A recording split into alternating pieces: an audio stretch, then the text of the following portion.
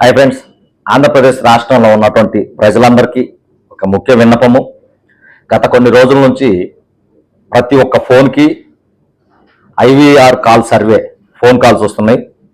ఆ phone calls వల్ల ఏ department సక్రమంగా పనిచేస్తుంది లేదో, ఏ డిపార్ట్మెంట్ లంచాల అవతారంగా ఉందన్నది ఫోన్ కాల్ ద్వారా సర్వే చేస్తూ వాళ్ళ మీద చర్యలు తీసుకోవడానికి చంద్రబాబు నాయుడు గారి ప్రభుత్వం కీలకంగా ఒక ముందడుగు వేయడం జరిగింది. దీన్ని మనస్ఫూర్తిగా నేనైతే స్వాగతిస్తున్నాను. ఎందుకంటే ఇప్పటి వరకు జరుగుతున్నటువంటి పరిణామాల దృష్ట్యా ప్రతి రంగంలో అవినీతి విచ్చలవిడిగా ఉంది, ప్రతి డిపార్ట్మెంట్లో అవినీతి విచ్చలవిడిగా ఉంది. ఇలా సర్వేల ద్వారా, ఫోన్ కాల్ సర్వేల ద్వారా అధికారుల మీద చర్యలు తీసుకోవటం మొదలుపెట్టినప్పుడు అవినీతి ఖచ్చితంగా ఆటోమేటిక్గా ఆగిపోద్ది. అయితే ఇక్కడ సామాన్య ప్రజలు ఇచ్చే ఫిర్యాదుల ఆధారంగా కాకుండా ఆ అధికారులకు కూడా పొలిటికల్ దగ్గర నుంచి కూడా ఒత్తిళ్లు ఉన్నాయి. ఆ ఒత్తిళ్లకు సంబంధించి కూడా ఒక సర్వే చేయండి. డిపార్ట్మెంట్ గా ఉద్యోగస్తులకి ఎవరి దగ్గర నుంచి అయినా పొలిటికల్ గా ఒత్తిళ్లు ఉంటున్నాయా, మీకు ఉంటే ఎవరి దగ్గర నుంచి అని చెప్పేసి మీరు సర్వే తీసుకోండి.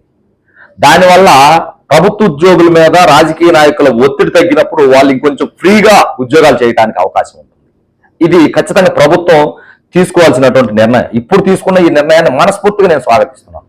నిన్న దాచపల్లిలో చూసాము, గురజాల రెవెన్యూ డివిజన్ పరిధిలో దాదాపుగా 26 మంది విఆర్ఓలు, 12 మంది సర్వేర్ల మీద ఏకధాటిగా నోటీసులు జారీ చేయడం అనేది మామూలు విషయం కాదు.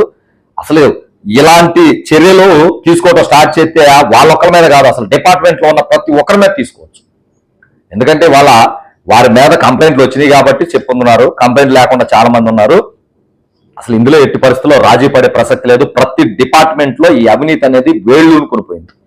గతంలో ఏదో మీకు చేతనంత ఇవ్వండి అనే స్థాయి నుంచి మాకింత కావాలి ఇస్తేనే చేస్తాం లేదనేంత స్థాయికి బిగుసుకొని పోయింది. దీనిని నాశనం చేయాల్సిన అవసరం ఈ రోజున ఎంతైనా ఉంది. దానికి ఒక అడుగు ముందుకేసి ఐవీఆర్ సర్వే ద్వారా చేయడం అనేది చాలా మంచి పరిణామం. దాన్ని మేము మనస్ఫూర్తిగా స్వాగతిస్తున్నాం.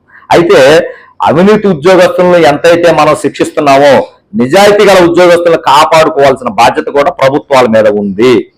ఇక్కడ మేజర్ గా ఉద్యోగస్తులు కింది స్థాయి సామాన్య ప్రజలను పీడించడం ఒక ఎత్తు అయితే, అదే ఉద్యోగస్తులను పీడించేసి ప్రభుత్వ ఆస్తులు లాక్కోవటం కావచ్చు, ప్రభుత్వ ధనాన్ని కొల్లగొట్టడం కావచ్చు ప్రజాప్రతినిధులు చేస్తున్నారు. వాళ్ళ బారి నుంచి వీళ్ళని కాపాడాల్సిన బాధ్యత కూడా ఉంది. ప్రభుత్వం ఆచర్యలు తీసుకోవాలి. దీన్ని ఏ విధంగా అయితే సర్వే చేస్తుందో ఆ విధంగా కూడా ప్రభుత్వ అధికారుల దృష్టికి మీ మీద ఏదైనా ఒత్తిళ్లు ఉంటే తెలియపరచండి అని చెప్పేసి సర్వే తీసుకొని ఎవరైతే కంప్లైంట్ ఇస్తున్నారో కంప్లైంట్ దారులు వివరాలు పూర్తిగా గోప్యంగా ఉంచాలి. అది పొలిటికల్ ఇష్యూస్ మీద ఇచ్చినా సరే, ఇటు ప్రజలు ఇచ్చినా సరే, ఫిర్యాదుదారుడి యొక్క వివరాలు పూర్తిగా గోప్యంగా ఉంచితే మెరుగైన సమాజాన్ని నిర్మించుకోవటం కొరకు ఇది ఒక తొలి ముందడుగు అవుతుంది.